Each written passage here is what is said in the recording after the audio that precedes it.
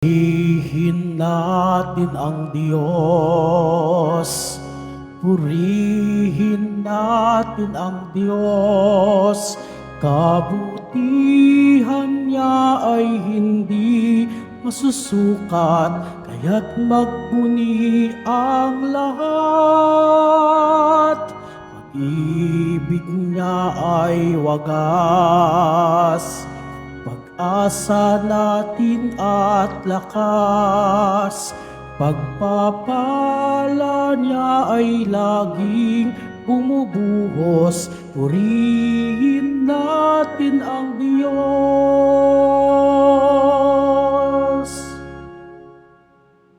Sa ngala ng Ama at ng Anak at ng Espiritu Santo, Amen. sumainyo ang Panginoon. At sumaiyo rin. Mga kapatid, aminin natin ang ating mga kasalanan upang marapat tayong gumanap sa banal na pagdiriwang. Inaamin ko Sa makapangyarihang Diyos at sa inyo mga kapatid, na lubha akong nagkasala sa isip, sa salita, sa gawa at sa aking pagkukulang. Kaya isinasamo ko sa mahal na Birheng Maria, sa lahat ng mga anghel at mga banal, at sa inyo mga kapatid na ako ipanalangin sa Panginoong ating Diyos. kaawaan tayo ng makapangyarihan Diyos, patawarin tayo sa ating mga kasalanan, at patnubayan tayo sa buhay na walang hanggan. Amen.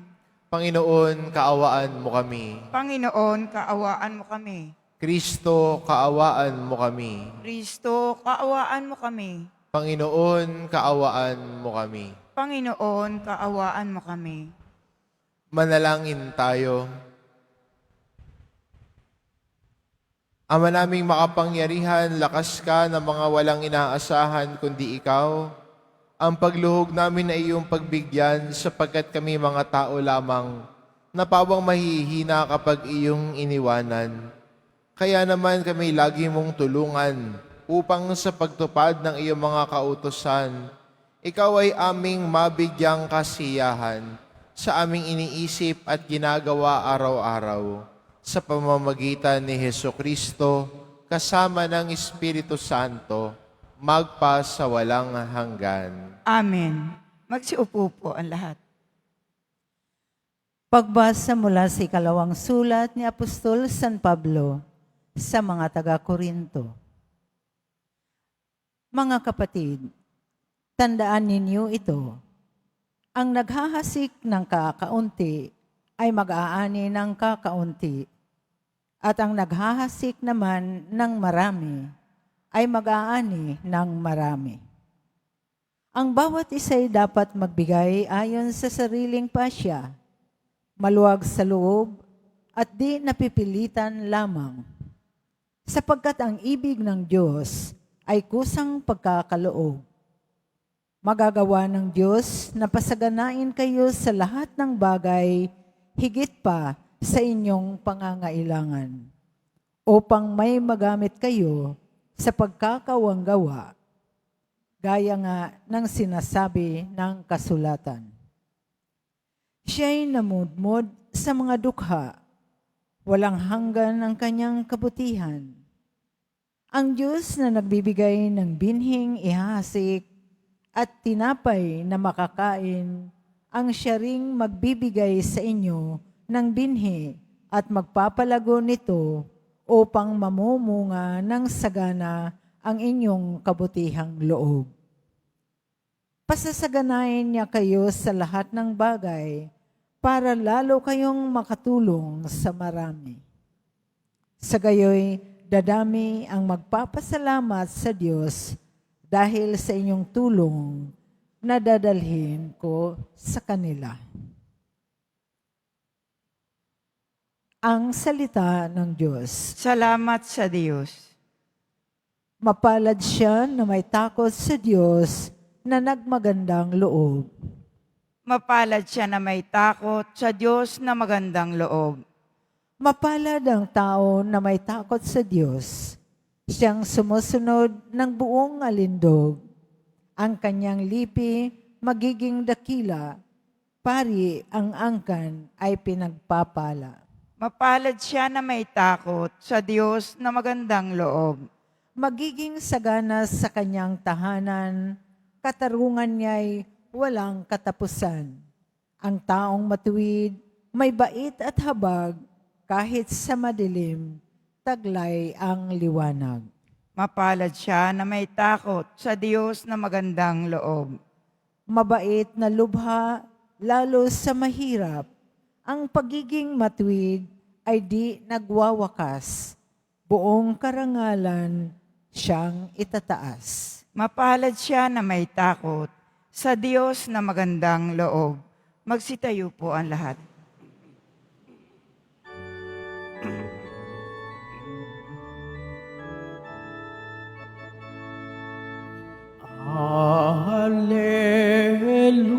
Hallelujah, Hallelujah, Hallelujah, Hallelujah.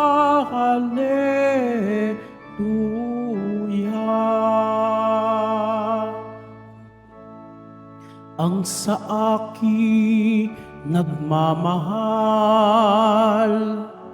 tutupad sa aking aral, Ama't ako'y mananahan. Hallelujah, Hallelujah, Hallelujah,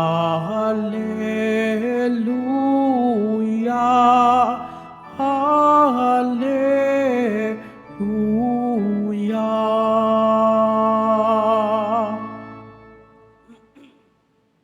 Sumainyo ang Panginoon, At sumaiyo rin. ang mabuting balita ng Panginoon ayon kay San Mateo. Papuri sa iyo, Panginoon. Noong panahon iyon sinabi ni Jesus sa kanyang mga alagad, pag-ingatan ninyo na huwag maging pakitang tao lamang ang paggawa ninyo ng mabuti. Kapag ganyan ang ginawa ninyo, wala kayong matatamong gantimpala buhat sa inyong amang nasa langit. Kaya nga kapag maglilimos ka, huwag mo nang ipagkaingay ito, katulad ng ginagawa ng mga mapagpaimbabaw doon sa sinagoga at sa mga lansangan. Ginagawa nila ito upang purihin sila ng mga tao. Sinasabi ko sa inyo, tinanggap na nila ang kanilang gantimpala. Ngunit kung maglilimos ka, huwag mo nang ipaalam ito kahit sa iyong pinakamatalik na kaibigan, upang malihim ang iyong paglilimos. At gagantihan ka ng iyong amang nakakakita ng kabutihang ginagawa mo ng lihim. At kapag nananalangin kayo, huwag kayong tumulad sa mga mapagpaimbabaw. Mahilig silang manalangin ng patayo sa mga sinagoga at sa mga panulukang daan upang makita ng mga tao. Sinasabi ko sa inyo, tinanggap na nila ang kanilang gantimpala. Ngunit kapag mananalangin ka, pumasok ka sa iyong silid at isara mo ang pinto. Saka ka manalangin sa iyong amang hindi mo nakikita at gagantihan ka ng iyong amang nakakita ng kabutihang ginagawa mo ng lihim. Kapag mag-aayuno ka, huwag kayong magmumukhang malungkot tulad ng mga mapagpaimbabaw. Hindi sila nag-aayos upang malaman ng mga tao na sila'y nag-aayuno. Sinasabi ko sa inyo, tinanggap na nila ang kanilang gantimpala. Kung ikaw ay mag-aayuno, mag-ayos ka ng buhok at maghilamos upang wag mapansin ng mga tao na nag-aayuno ka. At ang iyong amang hindi mo nakikita, ang siya lamang makakaalam nito. Siya na nakakakita ng kabutihang ginagawa mo ng lihim, ang gaganti sa iyo. Ang mabuting balita ng Panginoon. Pinupuri ka namin, Panginoong Hesukristo. Magsiupo muna ang lahat.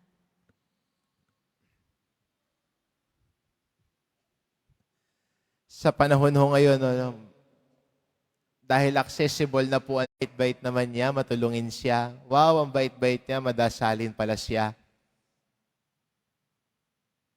Isa magandang paalala rin sa atin ito, na sana bilang mga Kristiyano, tayong bilang mga nagmamahal sa Diyos ay mas lumalim sa ating pamumuhay. To not be shallow in our faith, but to have that deep rootedness in Christ. At ang tao na na malalim, malalim na nakakonekta sa Diyos, hindi niya iniisip kung anong sasabihin ng iba. Hindi rin niya hinahangad na papurihan siya ng iba. Hindi niya hinahangad na magkaroon siya ng maraming likes. Maraming mag-comment at share sa post niya sa Facebook. But yung pinakamahalaga sa kanya is how does God look at his life? Paano ba tinitignan ng Diyos ang buhay niya? Ang buhay niya ba ay nakikita ng Diyos na kalugod-lugod at kasiya-siya sa kanya? Dahil sa kabutihang ginagawa niya? Dahil siya ay totoong na nagdadasal? Dahil siya ay totoong tumutulong sa kapwa? Nagiging mapagmalasakit? Hindi humahanap ng pansin? Hindi para mapicturan? Isa maganda rin tignan Why are we doing things? Bakit natin ginagawa ang mga mabubuting bagay na ito? Para mapansin o talagang nagmamalasakit tayo? Minsan kailangan din nating tanungin ang sarili natin Minsan kailangan din nating paalalahanan ang sarili natin. What motivates me? What drives me to do these things? Is it because of my love for Christ? Or is it for me to be noticed by others? Kaya itong paalala sa atin ng ating ebanghelyo, na sana ang asamin natin ay hindi mapansin ng iba, kundi ang Diyos na nakakakita sa atin ng lihim, ang Diyos na alam ang laman ng puso natin, siya ang tunay na mas sana'y pahalagahan natin. Siya sana ang mas naisin natin na kaya ginagawa natin ang mga bagay na ito. Kaya tayo nagdarasal. Kaya tayo nagsisimba. Kaya tayo gumagawa ng kabutihan. Kaya tayo yumayakap ng sakripisyo dahil sa Diyos na minamahal natin. Minsan magandang tanungin din sarili natin. Minsan maganda rin paalalahanan ng sarili natin. At in everything that I do, sana si Jesus ang dahilan. Si Jesus ang nakakita ng buhay natin. Si Jesus ay alam ang laman ng puso natin. Kaya kung yung papuri ng iba, hindi na mahalaga yan. Hindi na natin aasamin yan. Kasi yung mga pupuri sa iyo ngayon, malay mo isang araw, yun din ang maninira sa iyo. Ingat ka lang din. Di ba? Pero kung ang Diyos ang ating pinaasam ng papuri, pinag-aalayan ng lahat, ang Diyos na tunay na nagmamahal sa atin, kahit kailan hindi tayo tatalikuran, kahit kailan hindi tayo pababayaan, hindi tayo iiwan. Dahil ang Diyos alam ang laman ng puso natin. Ang puso nating nagsusumikap na maging mabuti. Ang puso natin na nagsusumikap na maging katulad niya. Amen.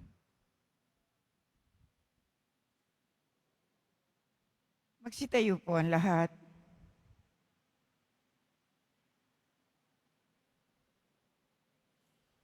Minamahal ko mga kapatid, manalangin tayo sa Diyos ng katotohanan at pag-ibig para sa mga biyaya ng katotohanan at katapatan sa simbahan at sa sandaigdigan.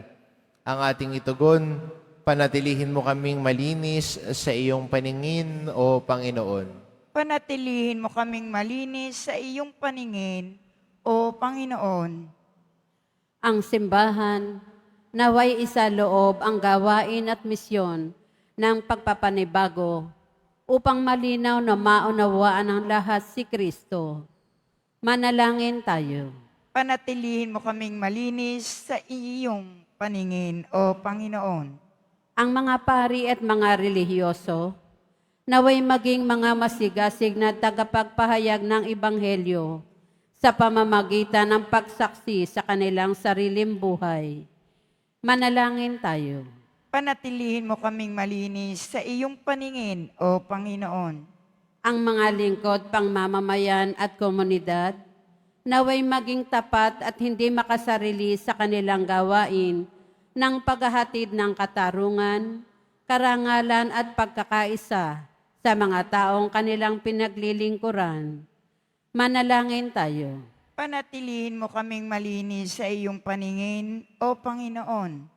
Ang mga may sakit at mga nabibigatan sa buhay, naway makita ang di karaniwang pag-ibig at pagkalinga ng Diyos sa pamamagitan ng kanilang mga kapamilyang nag-aalala sa kanilang kapakanan. Manalangin tayo. Panatilihin mo kaming malinis sa iyong paningin, O Panginoon. Ang mga yumao, naway masiyahan sa walang hanggang kapayapaan ng Diyos. Manalangin tayo. Panatilihin mo kaming malinis sa iyong paningin, O Panginoon.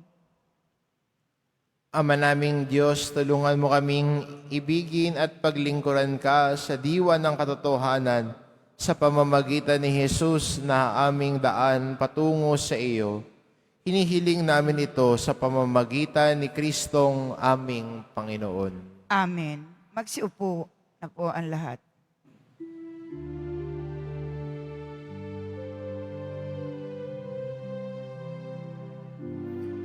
Tanggapin ninyo, O Diyos naming Ama, nakayanan naming alay sa inyo. Galing din po sa inyo mga biyaya na ito, tinapay at alak mula sa aming ani. Inyo po nawa itong ikaligaya. Kung mamarapatin po sila'y inyong gawin. Katawan at dugo ng inyong anak, minamahal naming Jesus. Minamahal naming Jesus.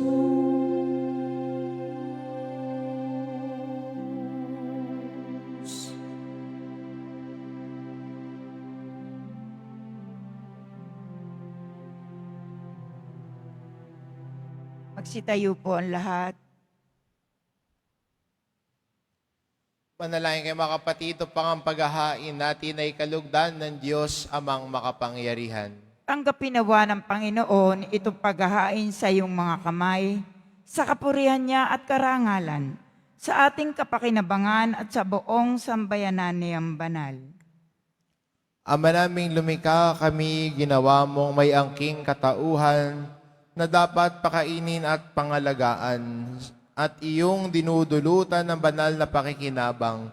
Ipagkaloob mong kami huwag magkulang sa mga iniuukol mo sa aming kapakanan sa pamamagitan ni Hesukristo kasama ng Espiritu Santo, magpa sa walang hanggan. Amen. Sumainyo ang Panginoon. At sumaiyo rin. Itaas sa Diyos ang inyong puso at diwa. Itinaas na namin sa Panginoon. Pasalamatan natin ang Panginoong ating Diyos. Marapat na siya ay pasalamatan. Ama naming makapangyarihan, tunay ang marapat na ikaw ay aming pasalamatan sa pamamagitan ni Jesucristo na aming Panginoon.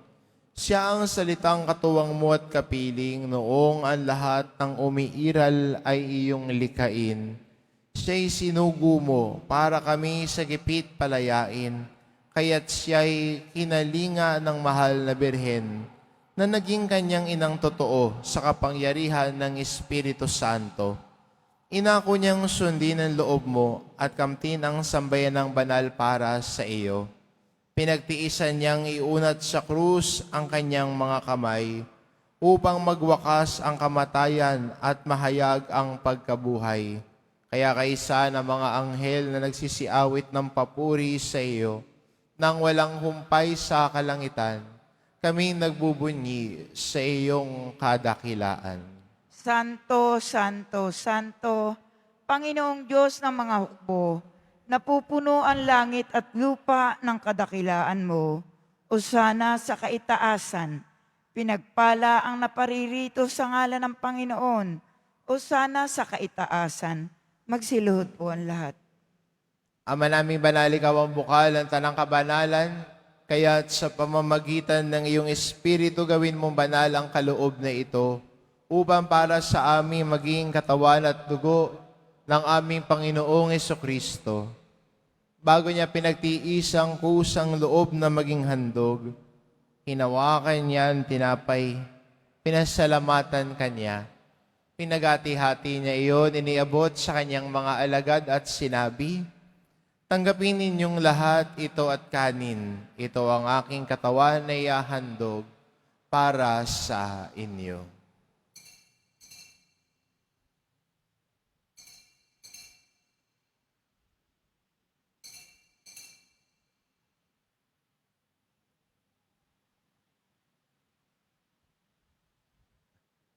Gayun din naman na matapos ang hapunan, hinawakan niya ang kalis. Muli kanyang pinasalamatan. Iniabot niya ang kalis sa kanyang mga alagad at sinabi, "Tanggapin ninyong lahat ito at inumin ito ang kalis ng aking dugo, ng bago't walang hanggang tipan. Ang aking dugo na ibubuhos para sa inyo at para sa lahat, sa ikapagpapatawad ng mga kasalanan. Gawin ninyo ito sa pag-alala sa akin."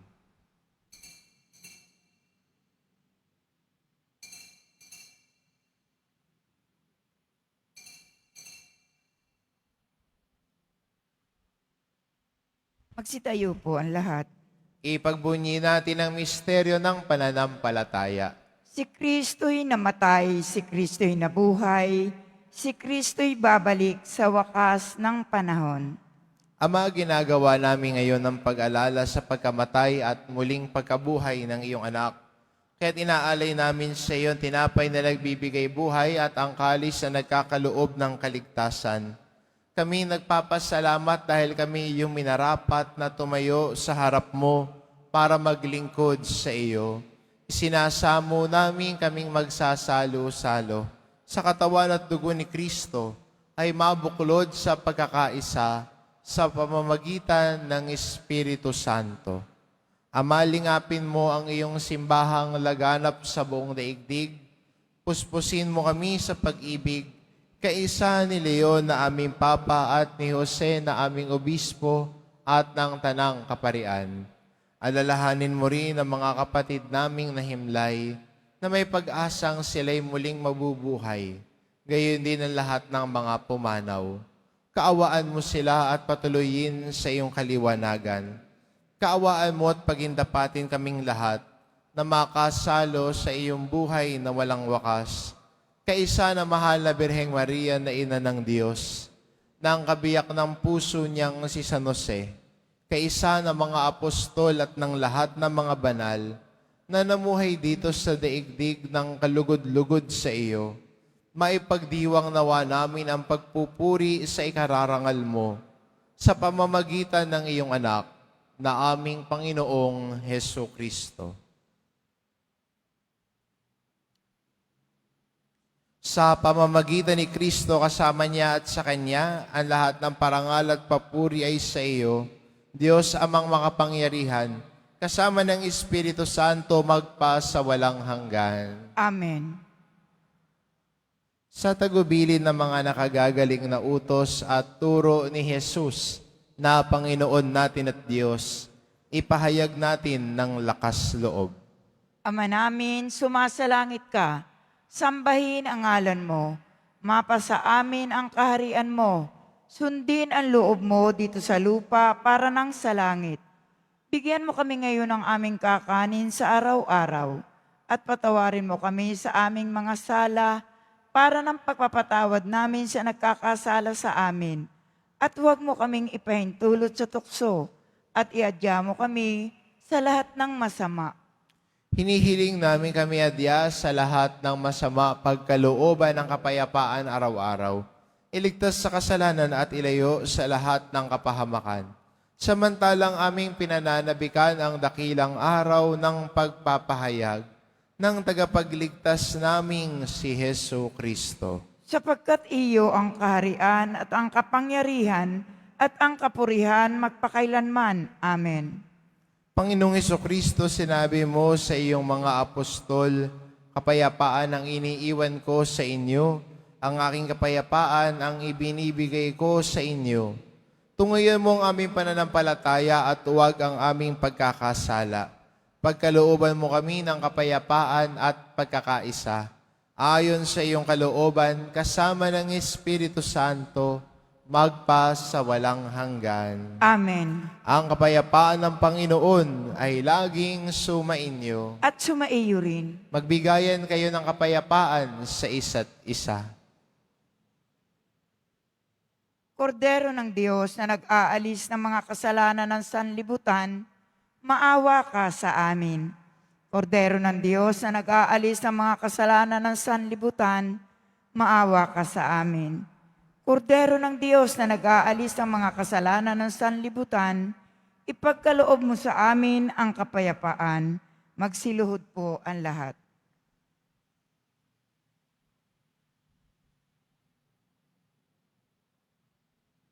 Ito ang kordero ng Diyos, ito nag-aalis ng kasalanan ng sanlibutan. Mapalad ang mga inaanyayahan sa kanyang piging. Panginoon, hindi ako karapat-dapat magpatuloy sa iyo, ngunit sa isang salita mo lamang ay gagaling na ako.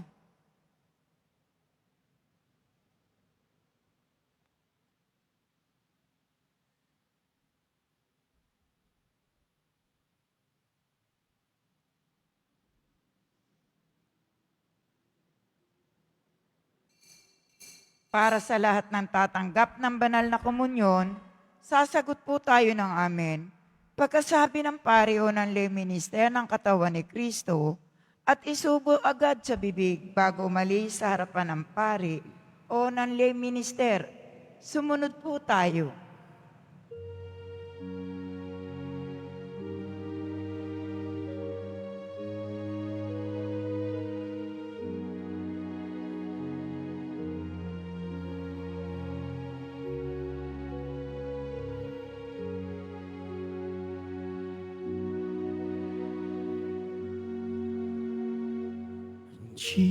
Jesus, meek and humble of heart, hear me, deliver me, O Jesus.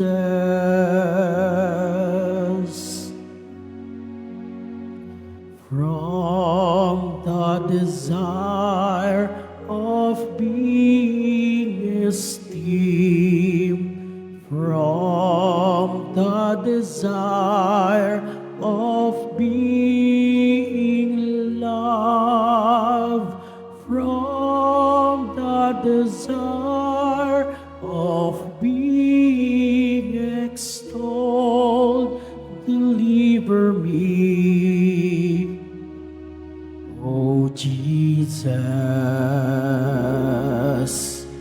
Jesus, meek and humble of heart, hear me, deliver me, O Jesus.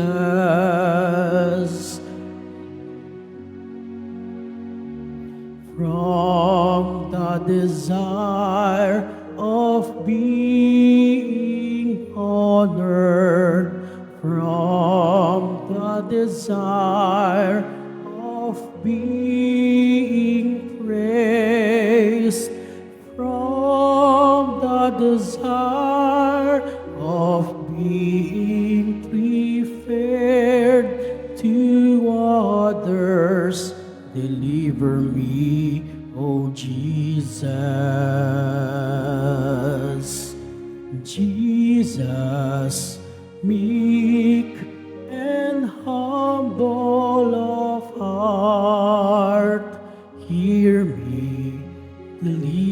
me, O Jesus.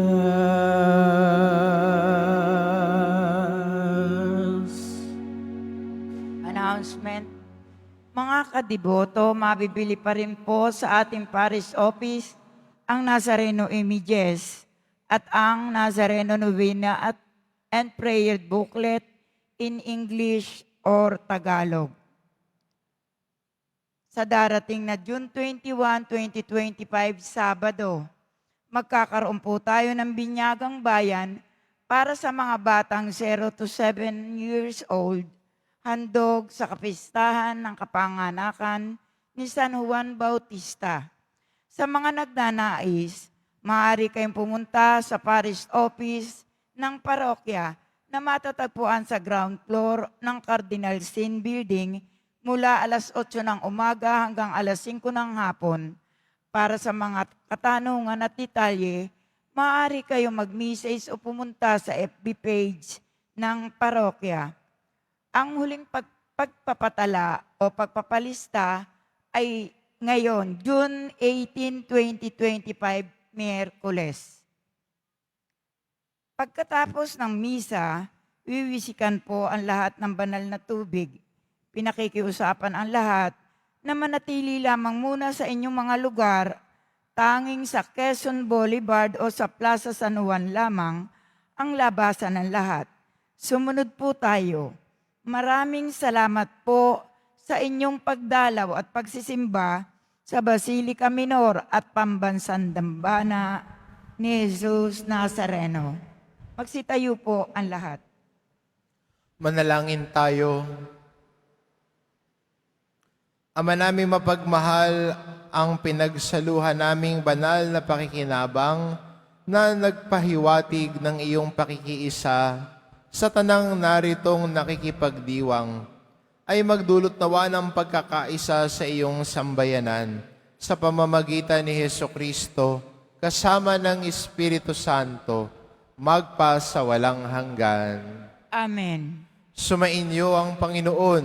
At sumaiyo rin. Mahal na pong Jesus Nazareno, inihayag mo sa pamamagitan ng krus ang walang maliw na pag-ibig ng Diyos sa sangkatauhan.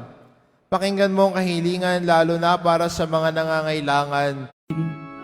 Pinipinto ka na